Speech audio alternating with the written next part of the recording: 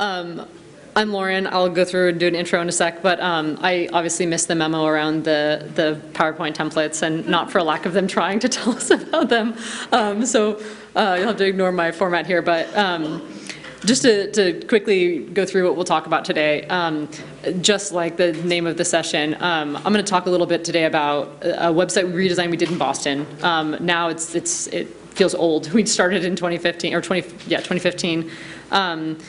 But then I think I want to spend the bulk of the time talking about how we used the website redesign project as an opportunity to build a muscle around digital service delivery in Boston that went far beyond the website.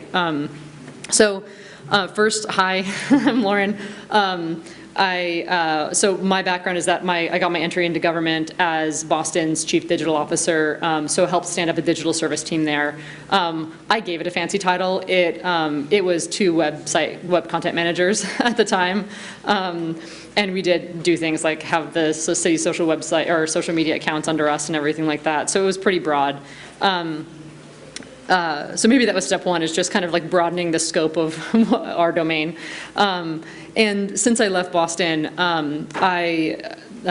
we'll get into this, but a lot of, I think, what we learned in Boston was not specific to Boston. And so now what I do is I founded an organization to essentially help state and local governments develop a capacity for improving digital services, whether it's related to websites. Sometimes it's just around hiring. I mean, it really, whatever it takes to sort of build that skill in-house.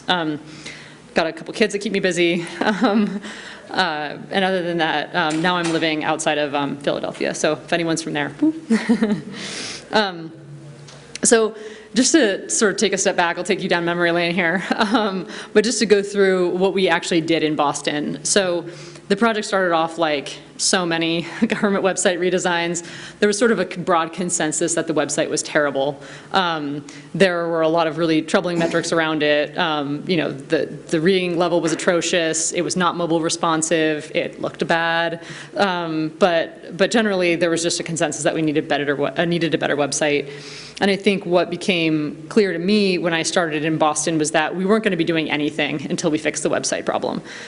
So that was a pretty clear mandate. So what we did was we started in sort of early summer 2015 to focus on the people. Who do we need in order to do this? And so this was a combination of in-house people and contracting out with vendors, because as you all know well, a website redesign is going to take a burst of software development, to build your content management system, et cetera, and also some design help to help you build things like accessible page templates and things like that.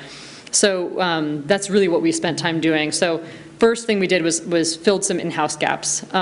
We didn't have any software developers, no designers. We invented the product manager role for the city of Boston, which is obviously a role that's very common in the private sector, but was new for us there in Boston. Obviously for a website, we hired a content specialist. We contracted out for user experience, but I'll talk more about this later on. But this was just to say, we spent the first few months focused on the things that were going to take a long time. So hiring and finding some partners to help us out. So the procurement process was really an exercise in sort of practicing what we were preaching around wanting to be user-centered. So we scrapped the old procurement template and we came up with like a really pretty looking plain language version of RFPs to help us find partners, not vendors. And the reason why I make this distinction is because I think we knew that going into this, a partner was going to help us build the initial 20% of the website. They're not handing you something finished. You're going to be building and adapting and evolving something over time. And so what I really wanted was a partner to help our team sort of learn how to fish during the process to make sure that we absorb things like an agile process through the development of the website. So through the procurement process, we didn't just do proposals. We actually had the vendors come in and do half-day user research workshops and things like that, which dramatically changed who we ended up with as vendors on the project. So that was, I think, really handy, and I'm happy to share any of these documents if you would find them useful or the process. So we did that. We kicked off the project in August of 2015. And what we did then was basically, we started by leaving the building.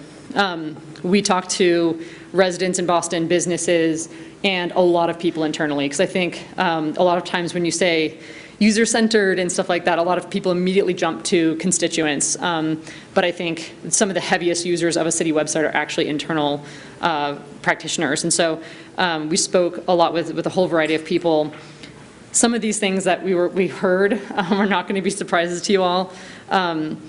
One person said, it feels like the city website feels like the city opened its filing cabinet and said, like, it's there, go find it, which feels really crappy as a user, obviously, and means that you don't have a high degree of confidence in what the sort of like task you're trying to accomplish.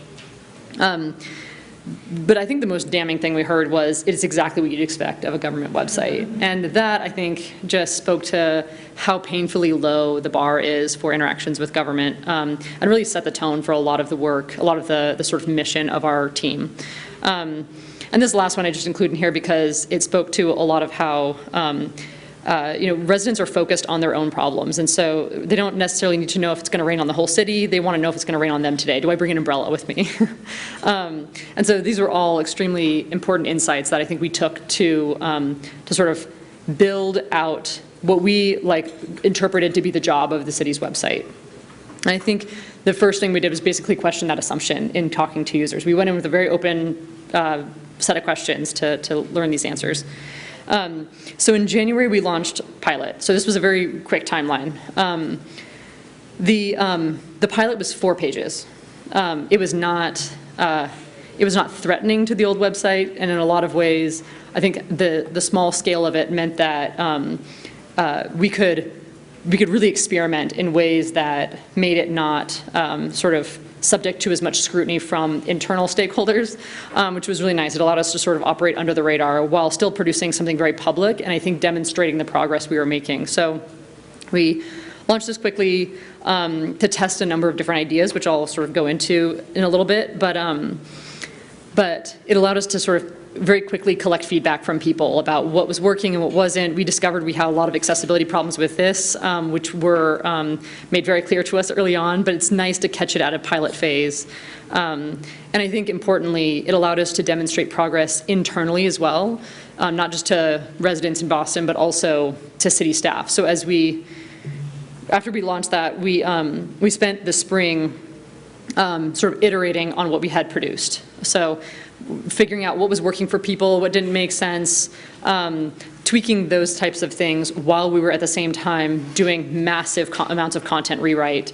And we were adding to the pilot in 2-week increments. So every 2 weeks we'd add more information to it, to the point where in July we had substantially all of the content for the city of Boston there. And so the launch of Boston.gov was like the most anticlimactic thing you can imagine, because as we added content to the pilot, we started redirecting that traffic to the pilot. And so a lot of people were very comfortable with the look and feel of the new site. So when we launched Boston.gov, it was really taking the pilot flag off of that website and sort of tidying up some of the final links.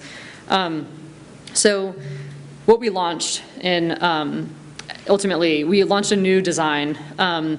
The sort of background for the design we ultimately went with was rooted very squarely in the feedback we heard from people. The adjectives we were going for were things like confident, helpful, optimistic, humble, and I think really importantly personal, because what we heard from so many people was this word neighborly when they talked about what they would want government to be. So instead of an enforcer or something authoritative, they really saw it as having the potential to be a helpful neighbor.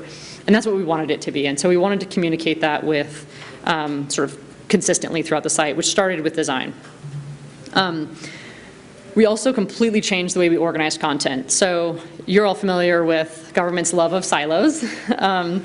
And every department sort of wants its domain. They want to see all their content in one place. And so we allowed that to happen. But we also took their content and made it modular. So you can imagine like Lego bricks of content. So in this example, the parking clerk might have a module on how to pay a parking ticket. But our CMS allowed us to put that module in any number of places, and it could be updated centrally on the back end. So what we could then do was organize content in the form of guides. So rather than asking people to go to the parking clerk's website or Public Works website, we could basically say, let's figure out some really common use cases for why people come to boston.gov and address that in one place, regardless of where the content's being updated. So a very common, very near and dear to people's hearts in Boston is snow and what to do when it's snowing. So it allowed us to create a page called like Winter is Coming, and there you could see information like how a snowstorm might be impacting your garbage collection schedule. So that's coming from Public Works. How it affects where you're allowed to park on city streets. That comes from Transportation Department. It allowed us to basically combine content from a lot of places and transpose it in a format that mattered, that was more relevant to the end user. And I think if most of you look at your Google Analytics, it's like people go there for like 4 things. It's like parking, garbage, at least city websites, parking, garbage, and taxes. So those were our main ones, and sort of we made sure that we started with those. The third thing was language. I'm so inspired by how many conversations in this conference are about language and accessibility, because it is so near and dear to us. We didn't migrate anything. Nothing moved from the old website. Nothing was ported over from the old website to the new without being rewritten. So we had a sort of a very systematic process of reviewing content with every agency or with every department, supporting them in a rewrite, and then figuring out where it goes on the new website. Brought the reading level down, that's all good. But I think also just that process allowed us to be pretty consistent with the tone we were using across the site. And I think that was not just plain language, but saying you to a resident rather than the resident shall or something. So we did a lot of work around just the way we were talking to people to try to make it more friendly, neighborly. And then you can't obviously talk about website redesign without talking about technology. So we use Drupal, which is a very common CMS now for governments. It's open source, which is helpful for us because our ultimate goal was to open source the full website. So basically, boston.gov is a repo on GitHub that you can fork and add on to. You can take it and you can make it your own. And so that was a goal for us. And so we selected Drupal for that, with that in mind. We also moved it to the cloud. These are all things I think are becoming standard, but it was certainly fights we fought in the lead up to this.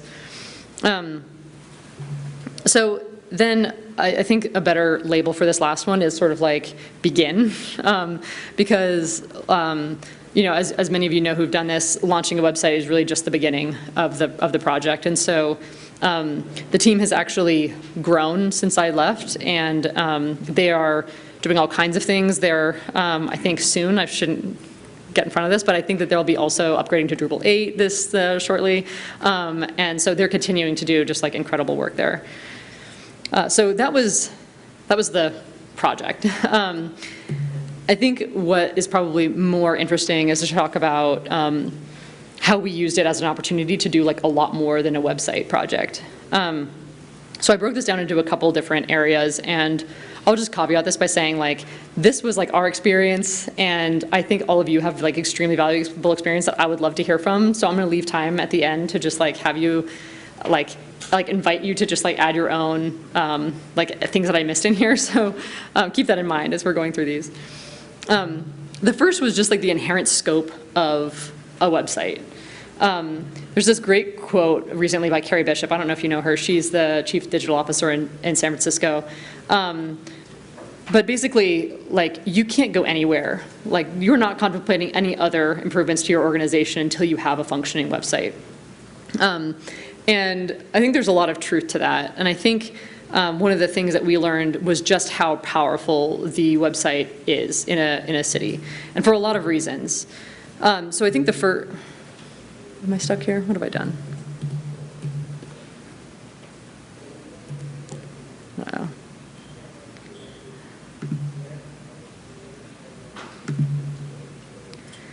Oh, no, this is not my computer, sorry. How do I present on this? Okay. Oh, there we go, sorry. I don't know why this isn't building.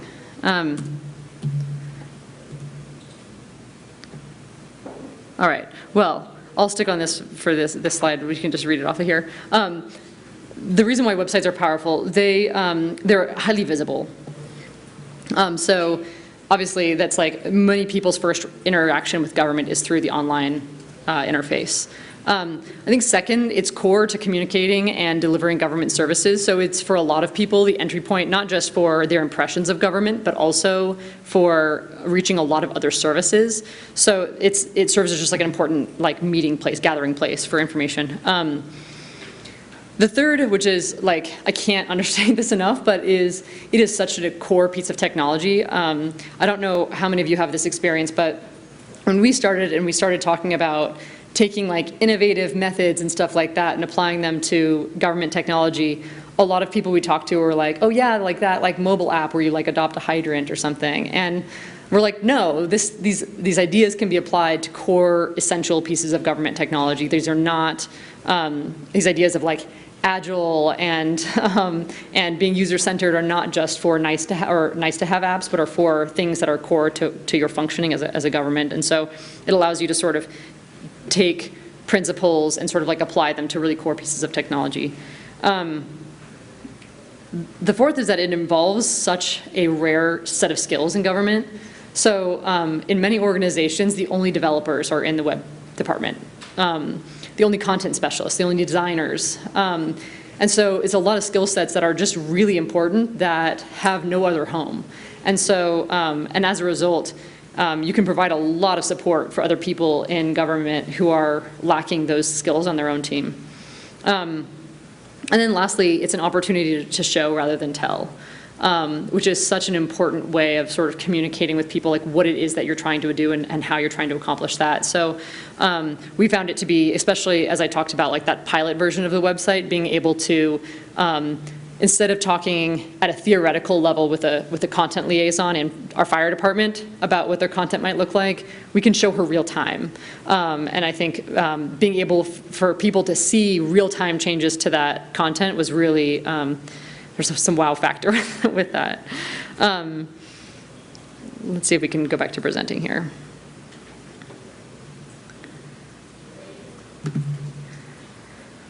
All right, so while we were, as I mentioned, going through and talking to users and things like that, we used it as an opportunity to sort of define what we were doing, like why we were coming to work as a digital service team, and call ourselves a digital service team. We sort of had a, like, who do we want to be when we grow up moment, and is what we're doing bigger than a website? And so we came up with a mission to guide the work we were doing. So this was the mission we came up with, that we were building digital experiences that are designed around the needs of our constituents. These tools will be beautiful, welcoming, and highly useful.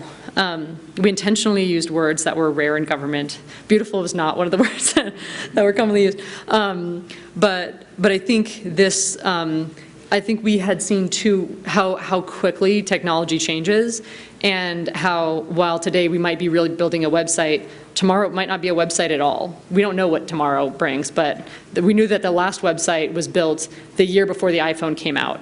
And things got upended after that. And so we were sort of like humble enough to know we don't know what's coming. And so we wanted to make sure that our mission captured sort of the core of what we were doing outside of the specific projects we were working on. And then secondly, we turned that into guiding principles to sort of guide the work we were doing. The first was to act as a helpful human.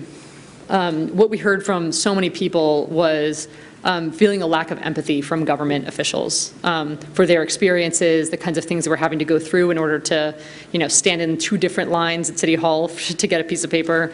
And so this was our first core guiding principle. The second was to be equal parts warm and official.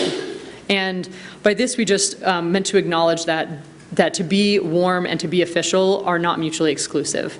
That we can be both approachable and authoritative in the same sentence.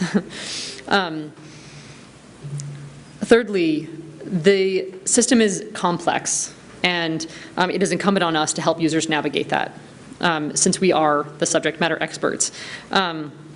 So we sort of took up a mantra as being like Sherpas for navigating government services. And then the last here is to build an energizing environment. One resident told us that the interactions with government a lot of times feel like you're knocking and no one's home. You send an email, you don't get a response. It looks like one of the web pages hasn't been updated in 4 years.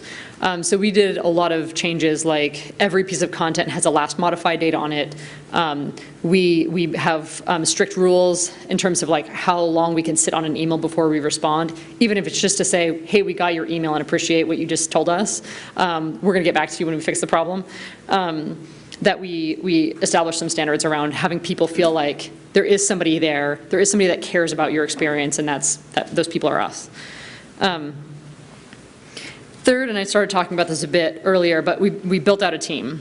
And I think importantly, we focused on in-house talent. So this was sort of like a list of, if I had my 6 people, these would be my 6 people. If I had my first 4, I would say take these top 4. The top 4 of these, but these were the people that we found most core to the work that we were doing, related not just to the website, but to building out the apps and the sort of other experiences around that. So whether it's digital forms, a lot of it just like websites and the extensions from there. I think really importantly worth mentioning is that a lot of people tend to think of getting people from the private sector or from outside government when they think of as building up a team, or at least that's what I've seen. And I think the important thing to say here is that like we specifically filled a lot of these roles internally by like finding what I call like the MacGyvers. Like you will always find those people who are like making magic happen with like bubble gum and duct tape. And our mission was like to find those people and to like bring them into our umbrella, whether they're on our team or just partners, to make sure that we're enabling them. And then lastly, like, let's be realistic. You're not gonna have allocations for all the people necessarily that you want. We strategically used contractors in order to get skill sets we were gonna have trouble hiring for in-house. And in the end, it helped make a really strong case for the need for that person full-time. And I think a great example is actually with a UX researcher. A lot of HR departments in government have never heard the UX or user experience before, and I think are rightfully skeptical about what that role is. And so in a lot of those situations, we contracted out for an individual and then made the case like a year later to bring them in permanently. I think importantly, once we had the people in-house, we created the conditions so that the team could do good work. I say this kind of jokingly, but like tools for collaboration aren't illegal. Some of your legal teams may have you think that. And we certainly ran into a lot of fights over like whether Slack could meet FOIA requirements and whether Trello was approved. Because there were a lot of like free softwares that are super useful, but I think we have to be responsible about how we use them. I came across a ton of really helpful information at the federal level where the Obama administration did some great work that some of you may be familiar with, but basically helping you have those conversations with your legal department about tools like GitHub and Slack and Trello, et cetera. So this is just to say, like, I found those to be really like very much fights worth fighting because they were really useful for us in the end. We also ripped down our cubicle walls.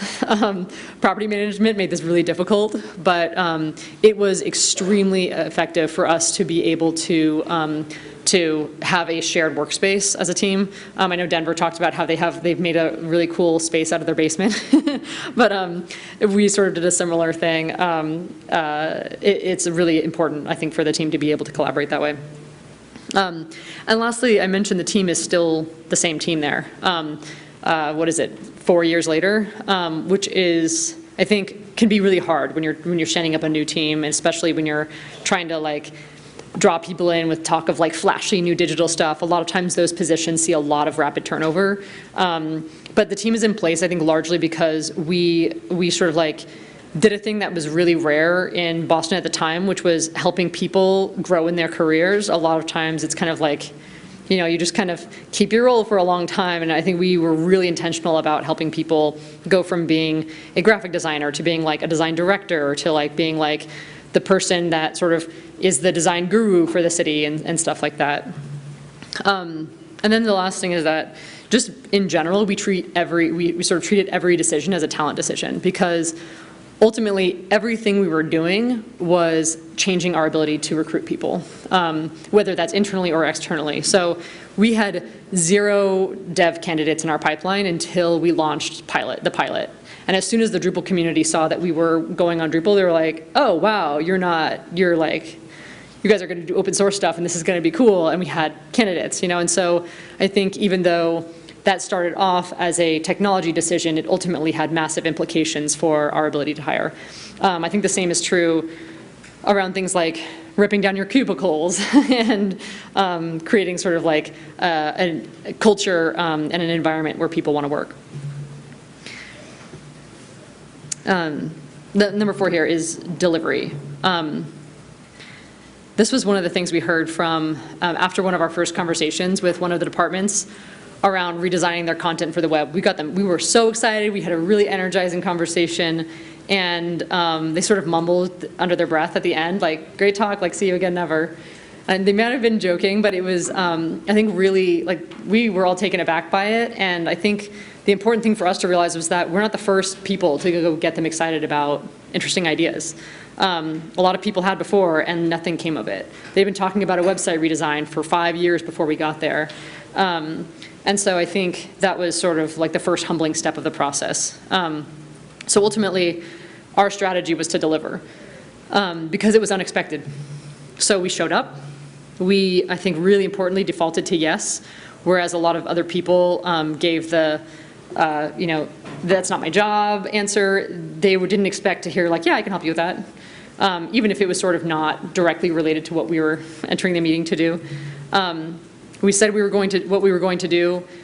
We did it on time. We did it in budget. We followed up with people who we said we'd follow up with. So if we talk to people, whether it's residents or people internally, and we did this every time. So we were really consistent about doing it. The piece about this being for internal and external stakeholders, I think it started as, this is infused into all the conversations we were having internally. And then we started seeing how important it was externally. So we set up a survey on the website. So just a tangent real fast. We set up a survey on the website to gauge people's experience for some of the online forums we were testing out. And they were all like really crappy things to have to do with the city. So it was like appealing a parking ticket, paying your excise tax, like stuff you don't want to do. And so like putting a survey there, we thought we were going to get some really mean responses. And we found something really interesting happen. And that was when we talked to people about to sort of rate their experience, whenever they gave us high markings, the word they most commonly used to describe their experience, how the experience made them feel, was surprised. And this didn't happen one time. It kept happening over and over and over again because people weren't expecting for the experience to be okay. They thought they were going to have to come back 5 times. So this, for us, was a really big aha moment in that there's a huge opportunity to delight people. What we ultimately came down to was our opportunity as a team was that an unexpectedly delightful, smart, and human experience has the power to transform people's assumptions about what government is and their relationship to it. By sowing a seed of doubt in how bad their interaction is going to be, like we talked about how low the expectations were before, it allows us an opportunity to sort of like take that fissure, and if we can sort of provide a good experience like consistently, then over time they start chipping away and saying like, oh, maybe this isn't so bad. And then I think the last piece was scaling what we were doing. So to that point about providing that experience, not just in one place, not just when you're paying your excise tax, but through all of the system, all the integrations, or sorry, all of the interactions you're having with government. So we started by building tools. For us, that started with just documenting what we were learning. So like, what things did we do that we thought were good ideas and they ultimately did not work for people?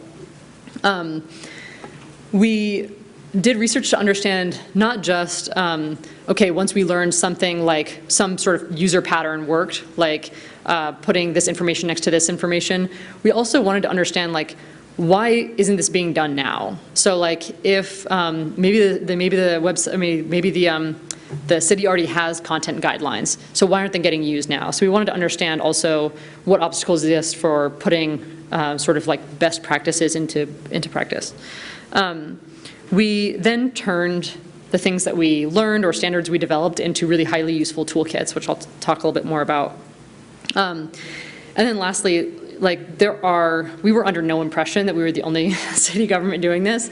So we spent a lot of time talking to other cities right near us, far away from us. We had like a really close relationship with Austin, in part because everyone was confused Boston and Austin, but those are some really great people. We just made friends with a lot of cities of different sizes from all over the place and discovered how similar our issues were. So that was also, I think, really key, was just sharing those notes.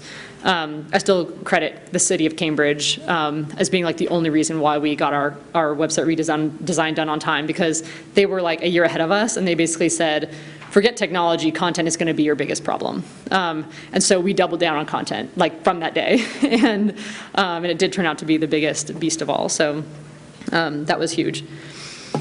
But then importantly, we started sharing the tools. So even though blogging was not anybody's skill set on our team, we did it anyway. We tried to share out what we were doing. Our repos were public. The backlog of like tickets for fixing Boston.gov were all, and I think still are, on Git issues. So like you can just go to GitHub and see the whole roadmap for the team. We made things like brand and content guidelines public. We made them discoverable, and we referenced them a lot. So it was sort of like reinforcing that use. That turned out to be really useful for internal users. So folks wanting to use the city's brand guidelines. For working with vendors, so a great example is if somebody wants to like iframe an application into your website, we felt strongly that it needed to look like the City of Boston brand. And so it's really easy for you to share hex values with a vendor if you just have a public set of brand guidelines. And then also for outside organizations. So Boston has a lot of really great academic institutions, a lot of student groups who want to help, but rather than encouraging them to work on a project over here and then maybe give us a thumb drive at the end of their semester, we encourage them to get set up on our open source code and just work there. And then we can much more easily merge their changes into the actual website. So it's just created a much more functional relationship with others. This is just like the next piece of this. So I'm working right now with the state, and basically they said like, standards sound great, how do we enforce them? And my answer was, you don't, because it is I have rarely seen an example where you've been able to successfully use like a stick method to enforce things like brand guidelines effectively across government. Instead, the orientation should be around supporting others in adopting those standards. So what we did, we started by building communities of practice. So taking people who were sort of like our budding designers throughout the city, which was usually like an administrative assistant in our public works department, whose job it also was to update their social media. And she would love for her social media graphics to look great, but she doesn't have a design background. And so we built communities of practice around different areas, hosted brown bag lunches. All of the content liaisons would get together for like monthly brown bag lunch sessions to talk about like spotlights, work one department's doing, or talk about like how nobody can figure out how to update PDFs on the website, and like can't we make that CMS better, stuff like that. We lent a hand where we could, so basically providing sort of some light touch support, and sort of in line with that, tried to work with instead of for. This was all sort of done with the idea that we were a small team, we were 5 people. And so that's not a lot of bandwidth for doing things like creating social media graphics for every time the mayor wants to do like a campaign. And so our goal was to sort of work with, not for, different agencies. So our goal was to basically help them develop the same knowledge of our brand guidelines that they can make their own things. And then we incorporated what they taught us into our standards. And so it felt like there was like mutual ownership. And it was not just coming down from like a digital team that was like enforcing things.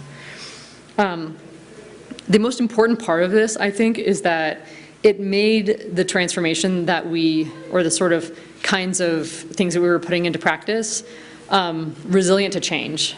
We have not had a mayoral transition since I started there, but there has certainly been a ton of, I left, the CIO left, there's been a ton of change of people, but the sort of practices and standards that you create stay when they're distributed among like all the different departments, and it's much bigger than a team of 5. And then this is where I'm going to ask you for your thoughts on this. This is in some ways rhetorical because I asked at the beginning. My sense was that very little of this was specific to Boston. There were certainly some tailwinds that we had. We had a great CIO, a supportive mayor. Those things are fantastic to have. There were also a lot of challenges, but I think the way we used the website redesign as an opportunity to do these other things is not something that was specific to the things we did there. So with that, I wanted to sort of like open it up to questions. I think like specifically to hearing about your own experiences and some other things that you have done that you found helpful, or things that spectacularly failed that you didn't think would fail. Because it's rare that you get a group like this together and get a chance to sort of swap ideas with somebody who's about to do the same thing that you already tried. So with that, I just kind of like wanted to open it up and hear y'all's thoughts. So you said you built a team of 5. Yeah. Could you just quickly define those roles, and which ones did you hire in the summer of 2015 and which ones came on later? So my first hire was a designer. That was because there was already the spot open on the team. So great. A lot of it was just due to like what openings we had. We had 2 web content managers who left. And so we had sort of 2 roles that I changed. So with one of the web content manager roles, I turned that into a product manager role. I had a really uncomfortable conversation with HR where they asked me, they asked me if shepherd of user experience was biblical. I said, no, it's not. But so I turned that, so first hires were designer, product manager, content specialist. I would recommend it for anybody looking for a content specialist. We found a treasure trove in taking people from the Boston Globe. Newspapers are a great industry, but they were doing a lot of layoffs when we were in Boston, and so I found some incredibly talented people who knew a lot about writing for the web and about plain language, so that was, highly recommend that. Fourth hire was the dev, because that didn't happen until after we went live with the pilot website. So we had no developers whatsoever until after we went live. As a result, while we were doing the sort of technical RFP to help us with the back end of the website and advise us on things like Drupal and open sourcing boston.gov, we relied on members of the community. We developed what we called like a kitchen cabinet of advisors, where we asked technologists and others from the community to basically look at our RFP and say like, hey, does this make sense? And talk to us about the pros and cons until we could hire a developer. So we were really creative. The UX position was a contracted role. And I think now they've hired one full time because the contractor, that was so successful. But those were the main ones. I know that they've grown since I left, but those were the main ones. Sorry, what is a product manager? Great question. I have written extensively about this because I feel strongly. A lot of people have too. There's a really common role in the private sector where it's kind of a mix of a product owner and a project manager. So it's basically somebody who has some sense of vision for where they see a product like a website, and can actively manage sort of like the roadmap for changes to it.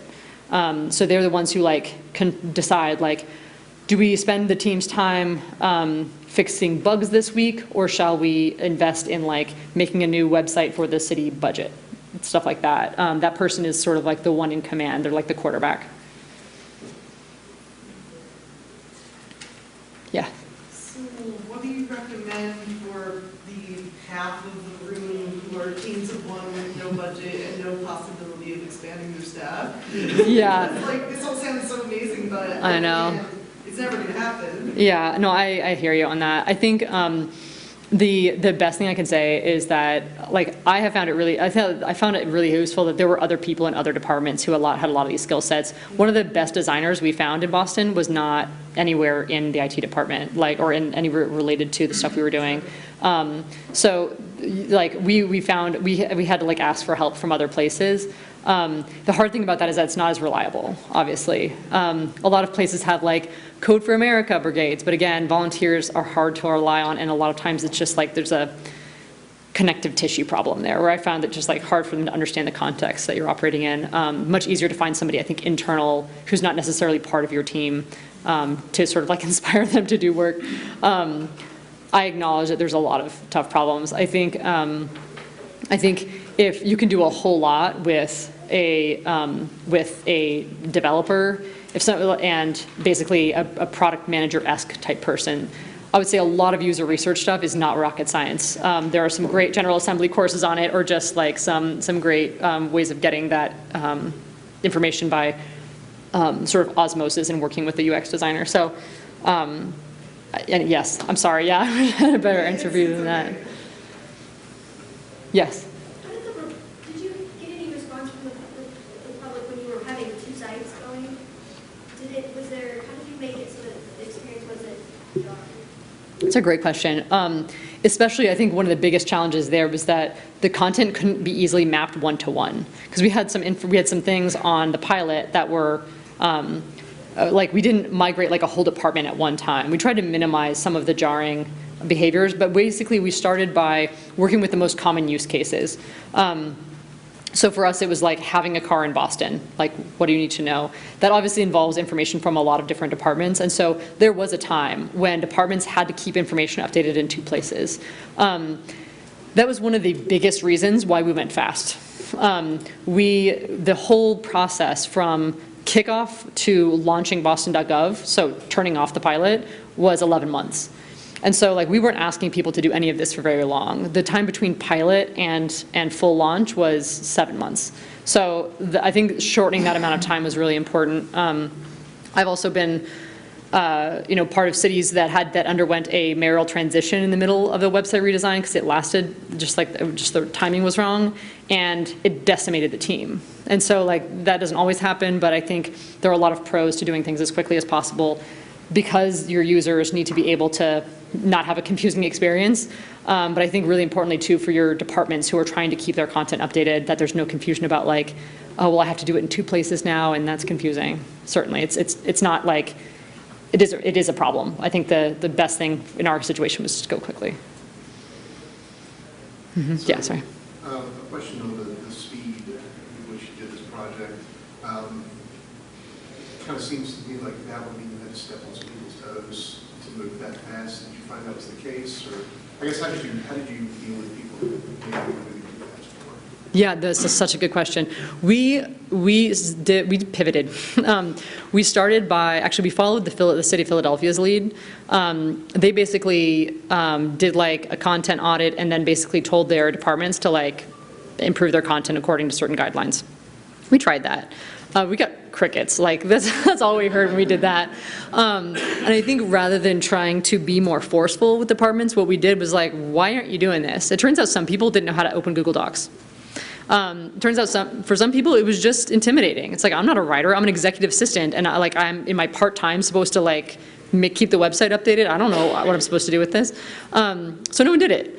And so instead we, our content guy, who was like a total animal, he worked very quickly, would just take a stab at rewriting the content for a given topic. And then we'd have conversations starting from there rather than the old content, to try to sort of like create a more consistent tone and give people a sense of like what we mean when we're talking about, when we say like talk in a more neighborly way and stuff like that. That doesn't resonate with a lot of people who are not like writers or don't know. I wouldn't know what to do with that. I don't know how to sound neighborly when I write.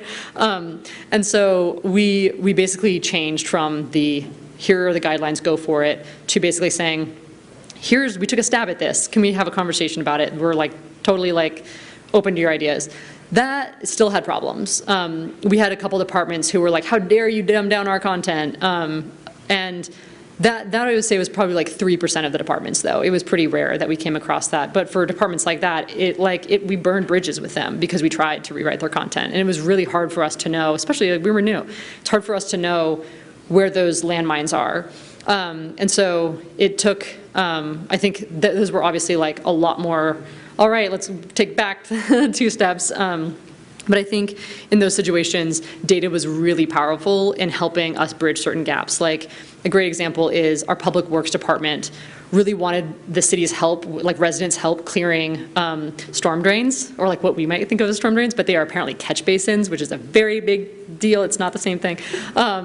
And we're like, hey, look, no one knows what a catch basin is. So like, do you want to communicate with the public or do you not? Like, so we basically used a lot of things like that. In Public Works also too, said like, technically we call it garbage, not trash, but it's like, let's show you what the constituents are searching for on boston.gov. And it's like 99% of the people say trash. So it's like, can't we just call it trash? Or let's launch a campaign about the difference between trash and garbage. But anyway, that's a long answer to your very short question. But it involved a lot of tweaking, and it required a tremendous amount of work on our end. So like our content guy worked overtime. I mean, this guy didn't sleep for those 7 months between when the pilot went live and when we launched ultimately. So like he did a huge amount of work. Yes? I have a question. Did you develop like guidelines of what content belongs on the web versus not? That's a good question. I don't know if we said, I guess, what kind of examples do you have in mind? Governance. Well, okay, yeah, that could be that.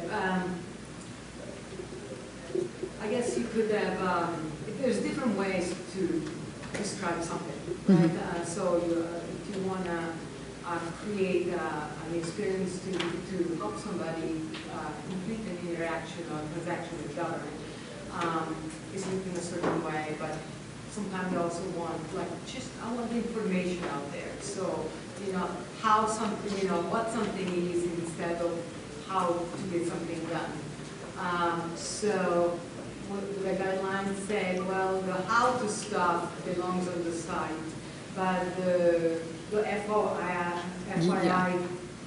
relative really doesn't. Yeah, that's a great question. Yeah, and I'll tell you why I was asking, trying to dig further into that too. We did develop different kinds of pages, so there are specific how-to pages. I think what we tried to do was not trying to come down necessarily with guidelines, but was to basically take a step back and say, like, what are the different types of things that our content authors are trying to accomplish? Is it like a CYA, we're required to post this because somebody 15 years ago said we had to post this, or is this, are there different use cases? Like this is part of like how somebody accomplishes something, or is this more of like an FYI thing? So we tried to build accommodations for that on the website. So by doing things like having use cases that are specifically like how to get a birth certificate in Boston. So the content for procedural things lives there. But we acknowledged that people too had like FYI things that they still wanted to post. I think we just made sure that they appeared lower on the page if they were getting fewer hits, and that we found ways of basically prioritizing, I think like a lot of people are familiar with like the way that people scan websites, trying to make sure that the most important content was contained in a highly visible way. We didn't fight a lot of fights around like whether something had to be posted. I think our main concerns were that it not get in the way of somebody getting something done, and that it be accessible. So like there were no scanned PDFs that we were like wanted to allow.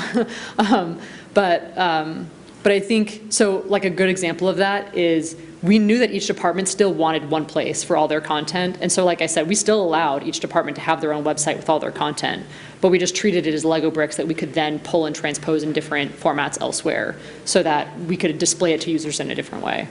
The reason why I asked about content that should be on the website versus not is because there were also a lot of situations where we were adding content to the website that I don't think we were in the business of doing.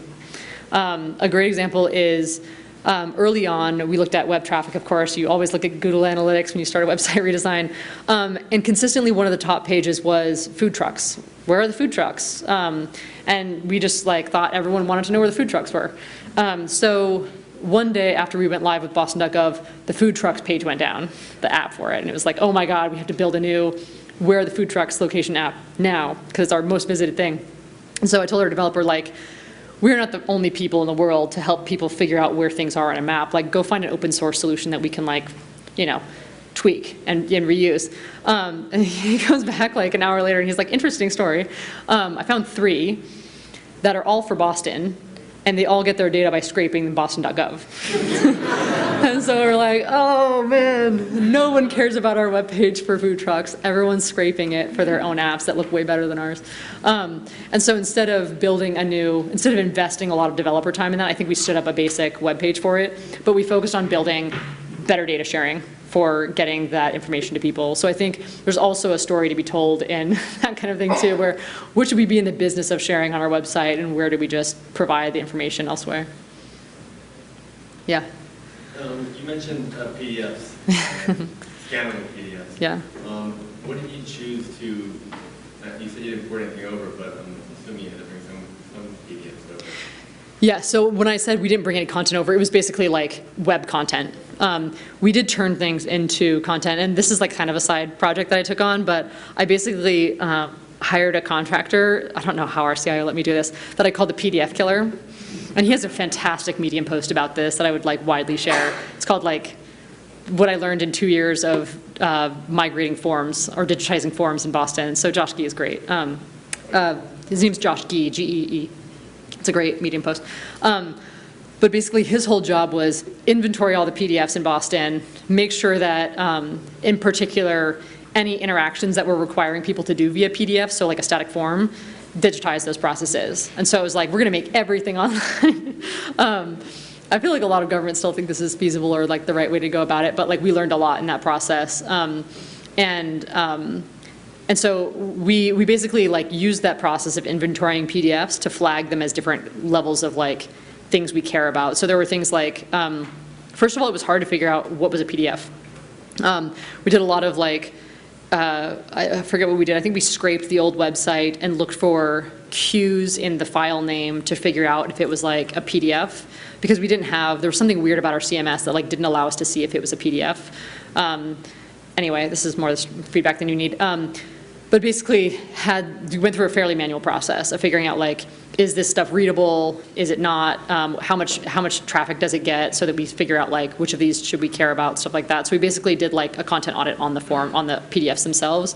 And then started tagging things like forms with a lot of other attributes, like does this form require, does it have conditional logic in it? So like if you answer one field, then you would be sent to another one. Does it involve payments, stuff like that? So we did like a separate forms audit. When we went live with boston.gov, we did not, we had at that point not fixed the experience on all the separate like applications and PDFs and things like that. What we went live with was basically all the web content, all the new web content, and linked off to PDFs as needed and with a longer roadmap of turning those into improved content. So that was sort of like a separate effort, spearheaded by this one person. It's an ongoing battle. And I think it's also hard because like it's really hard to stop the bleeding. Like everyone loves the PDF. And so I think it's really hard, the sort of like PDF creation. It was just like, I think just getting our head wrapped around the problem was, I think, necessarily a pretty manual task. Because it was a lot of things like whether we archive something, for example, really needed to be a human decision. And I know that as part of, I think we did like a pizza and PDF session, like when I talked about those content, brown bag lunches and stuff like that. I believe one of those early ones was inventorying each agency's PDFs. So basically like trying to distribute it among content liaisons so that we had a more manageable way of inventorying them. I don't know if that helps answer the question. Yeah. So you had said that you had an awesome CIO and Yeah. supportive mayor for organizations where the CIO and electeds maybe don't even have the website on their radar or can't envision why it should be a priority or modernized or whatever.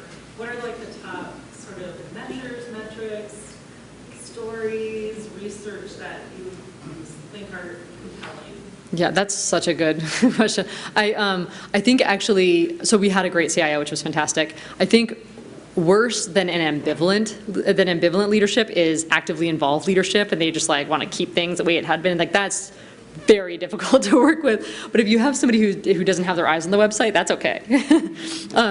Because what I found is that, like I had mentioned earlier, because the skill sets are so unique on web teams, like if you have a developer, there's actually a lot you can do to affect an experience that really doesn't require you going out and getting vendors and stuff like that. I think you're in an inherently difficult position if you rely on vendors and change orders for any changes you want to make to your platform. That is very difficult. That's in part why we went open source with everything. Because we were like, we are not getting into a situation where we need to go talk to, like, sorry, I know some of the vendors are in this room, but like so-and-so and like have them push these changes for us. We want to feel a little bit more autonomous. That's because we also had a developer. So these are all, you know, you have to tailor it to your situation. But we found that basically doing some really basic level research into how people are trying to navigate a process. Like, I think the best place to start is like, what are the top 5 things people are doing on your website? Like, most of the time, the top tasks people are doing are concentrated in like the top 10, like within like 10 things.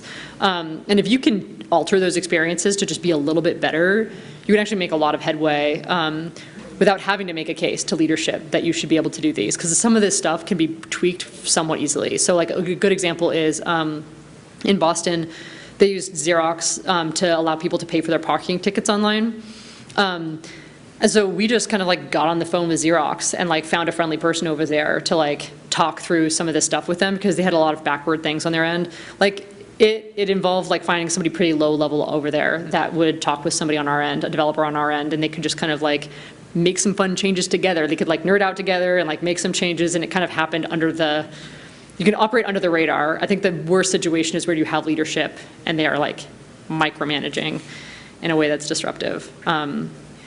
Again, I feel like I'm not trying to be too like rose-colored glasses. I know that there are serious constraints, and we had a lot of, again, good support in Boston, but importantly too, that like we sat in IT. I think there are some situations where like the web team actually sits in communications, which can also lead to a lot of problems. But anyway, for what it's worth, I find that like developers can be very powerful. That would be my first hire if I could make one. Mm-hmm. So you said developer wasn't your first hire, so who stood up your pilot slate? Our technology vendor. Yeah. Okay. So basically what we did was when we knew that the website was going to require like more robust design and development help than we needed to staff in-house. Basically, like we knew we needed a full dev team to build, stand up the CMS and configure it and all these things. But we also knew that we wanted somebody in-house to be able to work on it. The developer position was up from day one, and it just nobody was biting until we went live. And I like found an underground Drupal meetup. I was like, hey guys, and women, we're here. And I remember that actually. When I went to this underground Drupal meetup, I got like a standing ovation when I said like, we're going Drupal, and everyone was just like, government. And it was great. It was like, again, because the bar's low. But yeah, it wasn't for a lack of trying to hire a dev, but I think some of the support we got from our design vendor and from the technology community in Boston, and it wasn't like the community, it was like 2 people who were kind of advising us, helped us steer that relationship with our technology vendor in a way that they were like committed to doing the pilot and working with our design vendor. The design company was IDEO, and who was fantastic. And so their designs just look good. It was just like, it was a really easy process. It was like, it was a good collaboration between them and our technology company. So that led to a good pilot, but yeah, the developer didn't happen until afterward. When you manage your staff, do you have different, do you have to increase your pay, and do you meet roadblocks and asking for that increase in salary? We pushed as hard as we could for good salaries for the team. Obviously, there are limits to how much you're going to be able to pay somebody in government. We all know that. But basically, everybody on our team was looking for a better lifestyle. There are a lot of benefits. There are very few jobs that like really require you to like literally clock in and out at 9 to 5, and that was a huge draw for people. Basically, everybody on our team was new parents, or actually older parents, but they just like wanted to be able to spend time with their kids and have dinner together and stuff. The guy, especially from the Boston Globe, was like tired of having to work until 2 a.m. We're like, come see us. You will leave at 5. So it was like a lifestyle and also just like an impact. The developers in particular were looking to do something that was like, I can tell you, like I have talked to so many developers who work on like apps that are like, you can get Doritos delivered in 20 minutes. And it's like, that's just, I mean, there are probably some interesting technical challenges about that, but I think from a technology standpoint, it was a lot more interesting to be like, oh wow, like 7 million people just looked at that. That's, you know, we didn't have to advertise. And so it's just like feeling like you can have a broader reach, broader impact. We have to like pay an impact rather than salary. Yeah. Curious on your CMS choice, would you consider WordPress at all? Yes, we did, WordPress and Drupal. And at the time, the only other government agency we knew using WordPress was Philadelphia. And so we talked to them a lot. I think WordPress at the time, so we were on Drupal 7. I mean, we were doing this earlier on, like Drupal 8 hadn't come out yet. And so WordPress was, I think, also still coming into its own for enterprise grade CMSs. So based off the feedback from Philadelphia, we steered away from WordPress actually.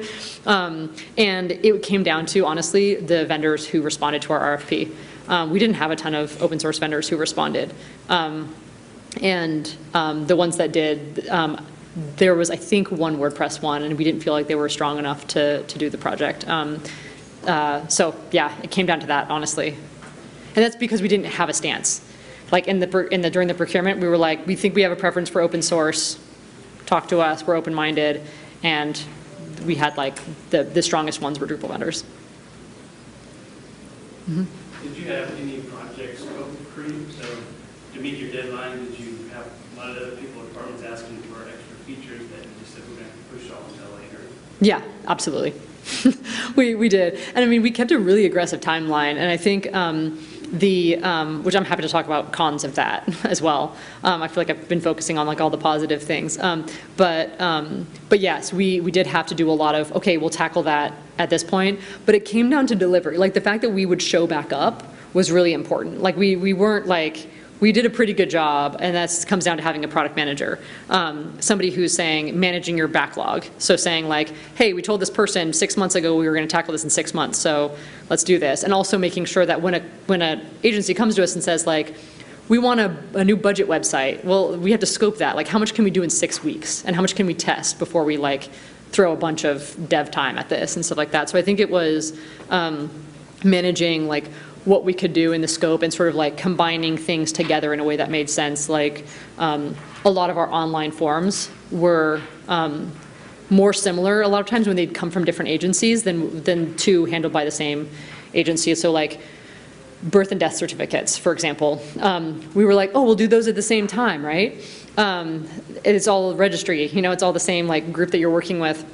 And it turns out like we did the birth certificates and brought those online and we're like, yay, like now let's move to death certificates. And as soon as we started doing that, we realized like it's not, you know, the average Joe who's coming in to request death certificates is funeral homes and they need to buy 25 at a time. And so like you need a shopping cart.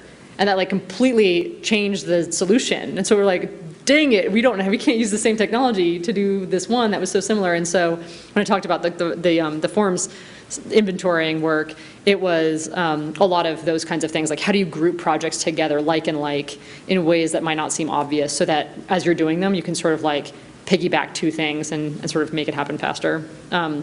Yes, we told people a lot of times, we'll come back to you in six months with that. Yeah. Have you seen anybody who's using Webflow for building government sites? I'm with City Grows, we're a workflow automation platform, but we moved our like marketing side, or about to move our marketing site to Webflow, which is like it's kind of like another option that I think is interesting, especially for like very small teams. Yeah, I haven't seen it, but like I also don't know that I would have necessarily. Yeah. Mm-hmm.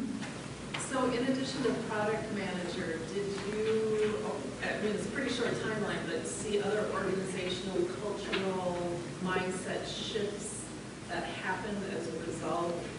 Yes, yeah.